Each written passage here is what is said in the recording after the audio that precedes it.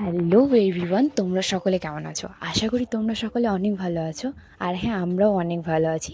Guys, আজকে চলে আসলাম ছোট্ট একটি রেসিপি ব্লগ নিয়ে তোমাদের সকলের সামনে। তো গাইজ, দেখতেই পাচ্ছ আমার মা কিন্তু প্রথমে আলুগুলো সিদ্ধ বসিয়ে দিল। আর হ্যাঁ, আজকে রেসিপিটির নাম হলো শাকের ঝোল।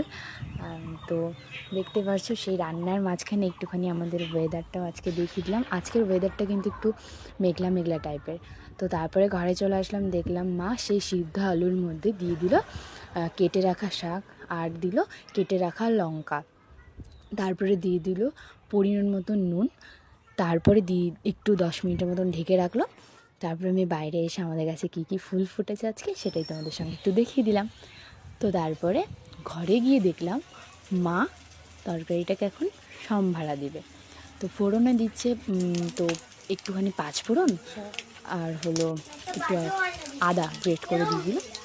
তারপরে হলো সেই গ্রেট করা সেইগুলোকে, যে ফোড়নগুলোকে একটুখানি নাড়াচাড়া করে নিল। তারপরে সেই শাকটাকে দিয়ে দিল। তো দেখতে পাচ্ছ শাকটা কি সুন্দর লাগছে দেখতে।